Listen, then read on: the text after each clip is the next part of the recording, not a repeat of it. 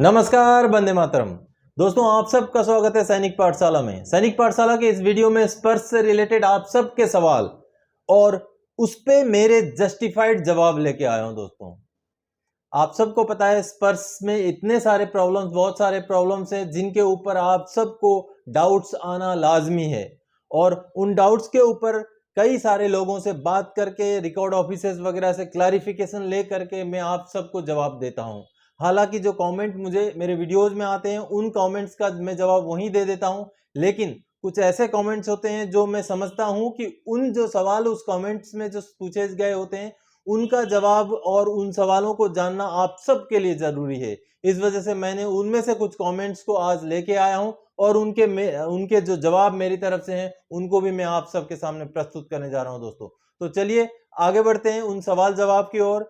सबसे पहला सवाल, जैसे कि आप सब स्क्रीन पे देख पा रहे हैं दोस्तों, bank intimated that your account has been transferred from SBI to Sparsh, no ID and password provided, please advise what action is required to take. यानी कि बैंक ने इंटीमेट कर दिया कि आपका जो डाटा है, आपका जो पेंशन है, माइग्रेट हो गया है एसबीआई से स्पर्श में, लेकिन आईडी या पासवर्ड आने का काम अभी तक नहीं हुआ है, तो क्या किया जाए। दोस्तों, इसमें आपको इंतजार करना है कम से कम 10 से 15 दिन और उस बीच में आप हो सके तो पीसीडीए के वेबसाइट में जा करके अपना माइग्रेशन का स्टेटस चेक करते रहें। और अगर माइग्रेशन का स्टेटस में आपको माइग्रेशन का अपडेटेड मिल जाता है, आपका स्पर्श का पीपीओ नंबर मिल जाता है और तब तक भी अगर आपका यूजर आईडी पासवर्ड नहीं आता है तो स्पर्श का पीपीओ नंबर ही आपका यूजर आईडी बन सकता है। अगर आप सर्विस पेंशनर है तो आगे 01 लगाइए और अगर फैमिली पेंशनर है तो आगे 03 लगाइए। आपका जो यूजर आईडी बन जाएगा। आगे फिर उसी यूजर आईडी को इस्तेमाल करके आप फॉरगेट पासवर्ड के ऑप्शन से आगे बढ़िए, आपका पासवर्ड भी आ जाएगा और आगे का काम आप कर सकते हैं। दोस्तों, तो दूसरा सवाल, जैसे कि आप स्क्रीन पे देख रहे हैं, good evening sir DLC submit के बाद कितना दिनों में अप्रूवल होगा। तो दोस्तों, डीएलसी यानी कि डिजिटल लाइफ सर्टिफिकेट सबमिट करते ही अप्रूव हो जाता है, लेकिन आपको अपने कंफर्मेशन के लिए पीसीडीए में आपने नोडल ऑफिसर को फोन करिए और आपका डीएलसी एक्सेप्टेड है कि नहीं है ये चीज आप एक बार कंफर्मेशन ले लीजिए। जैसे आपका कंफर्मेशन मिल जाएगा तब जा करके आप इत्मीनान से रहिएगा कि आपका डीएलसी सक्सेसफुली सबमिट हो गया है। चलिए आगे बढ़ते हैं तीसरे सवाल की ओर और ये सवाल है दोस्तों, जैसे आप देख पा रहे हैं, सर फॉरगेट पासवर्ड क्या एक बार ही मिलता है क्या। दोस्तों, ऐसा नहीं है। फॉरगेट पासवर्ड अगर आपका करना चाहते हो तो आप बार बार कर सकते हो। एक बार आप पासवर्ड भूल गए, दोबारा से आप कर सकते हो, तिबारा भी कर सकते हो। कितने बार भी आप अगर पासवर्ड भूल जाते हो तो आप फॉरगेट पासवर्ड के ऑप्शन से आगे बढ़ सकते हो। अगला सवाल, sir don't we get any reference number which can be used for follow up of the complaint status when we get the login credentials, how to log in, which is the link for login. दोस्तों, इसमें सवाल यह है कि अगर आपने कोई grievance डाला है तो उसमें कोई ग्रीवेंस का अगर हमें आईडी मिल जाए तो उसको हम स्टेटस चेक कर सकते हैं। लेकिन दोस्तों, आईडी तो आपको मिल जाता है, ग्रीवेंस जैसे ही डालते हैं आपको आईडी मिल जाता है, लेकिन स्टेटस चेक अलग से किसी पोर्टल में या कहीं जाके आप कर नहीं सकते। आपके स्पर्श के आईडी के अंदर ही वो आपको स्टेटस दिखाएगा, पेंडिंग या प्रोसेस्ड करके, वहीं पर आप चेक कर सकते हैं। उसके बाद इसी इसी कमेंट में जो दूसरा सवाल था, यूजर आईडी और पासवर्ड मिलने के बाद क्या करना है। आपने यूजर आईडी और पासवर्ड मिलने के बाद फर्स्ट बार लॉगिन होना है। आपका पासवर्ड इनिशियल जो पासवर्ड मिला हुआ है वो चेंज हो जाएगा। उसको चेंज करने के बाद आपने मैंडेटरी जो एक्नॉलेजमेंट है उसको सबमिट करना है। उसके बाद पीडीवी करना है और जब समय आएगा तो आपने अपना लाइफ सर्टिफिकेट अपडेट करना है। दोस्तों, तो अगले सवाल की ओर आगे बढ़ते हैं। दोस्तों, अगला सवाल है, सर स्पर्श की तरफ से आईडी और पासवर्ड का मैसेज आया था लेकिन वो आईडी और पासवर्ड स्पर्श पर इनवैलिड बता रहा है। दोस्तों, अगर आपको स्पर्श की तरफ से यूजर आईडी और पासवर्ड आया है तो उससे आप लॉगिन हो जाओगे, लेकिन आपको ध्यान देना पड़ेगा क्योंकि जो पासवर्ड आता है उस पासवर्ड में बहुत सारी बारीकियां होती हैं।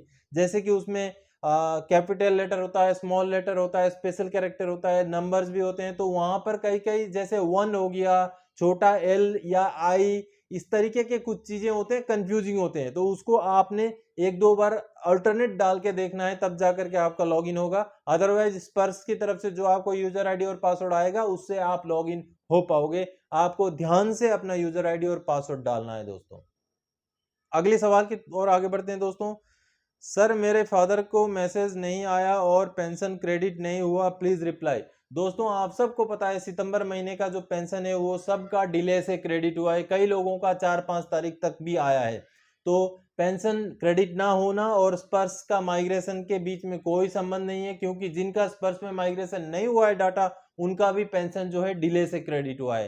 तो ये एक अलग इशू है, पेंशन क्रेडिट डिले से होना। और स्पर्श में माइग्रेशन अगर नहीं हुआ है, हो सकता है कुछ लोगों का अभी भी माइग्रेशन का काम चल रहा है, अगले 2-3 महीने 4 महीने तक चलता रहेगा, तो इसलिए आपका अभी तक हो सकता है माइग्रेशन का काम स्टार्ट नहीं हुआ है। तब तक आप पीसीडीए के वेबसाइट पर अपना माइग्रेशन का स्टेटस चेक कर सकते हैं। जो पीसीडीए में जो माइग्रेशन स्टेटस चेक करने वाला ऑप्शन है वहां पर जाकर के दोस्तों।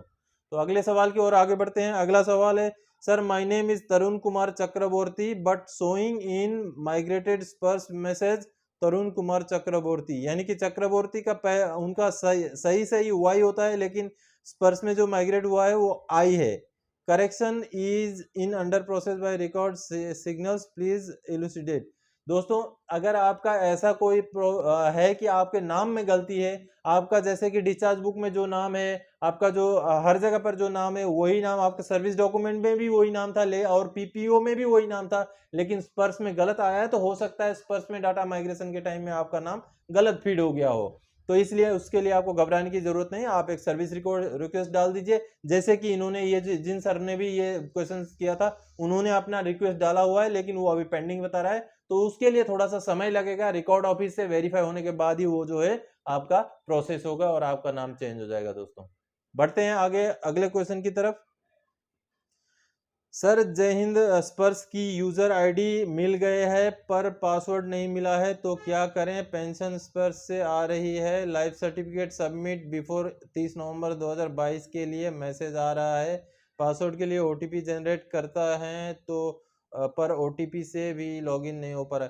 दोस्तों ये जो सवाल है, ये सवाल करता ये बोल रहे हैं दोस्तों कि पासवर्ड नहीं मिला है, यूजर आईडी तो मिल गया। यूजर आईडी अगर मिला है, पासवर्ड नहीं मिला है, उनको ओटीपी बार बार कर रहे हैं लेकिन ओटीपी नहीं मिल रहा है। दोस्तों आपको फॉरगेट पासवर्ड वाला ऑप्शन में जाकर के ओटीपी लेना है, और इस कार्रवाई के लिए आपको कंप्यूटर का इस्तेमाल करना पड़ेगा, मोबाइल से नहीं हो पाएगा, क्योंकि जो ओटीपी आएगा, ओटीपी को सबमिट करने का जो ऑप्शन है वो आपको मोबाइल में दिखेगा नहीं, इसलिए आप कंप्यूटर इस्तेमाल कीजिए और पासवर्ड जो है वहां से आप रीसेट कीजिए, फॉरगेट पासवर्ड का ऑप्शन में जाके आपका काम आगे बढ़ जाएगा। और जहां तक सवाल है लाइफ सर्टिफिकेट अपडेट करने का, अगर 30 नवंबर 2022 का लास्ट डेट है तो आप एक बार अपना स्पर्श में माइग्रेशन का काम, अपना पर्सनल जो डाटा वेरिफिकेशन वाला काम खत्म कर लीजिए, समय बहुत है। आप जो है नवंबर के पहले हफ्ते से लेकर के नवंबर के आखिरी हफ्ते तक अपना लाइफ सर्टिफिकेट कर सकते हैं, अपडेट कर सकते हैं। घर बैठे भी जीवन प्रमाण ऐप का इस्तेमाल करके कर सकते हैं, या तो फिर आप नियरेस्ट सर्विस सेंटर में जा करके जो उसमें जो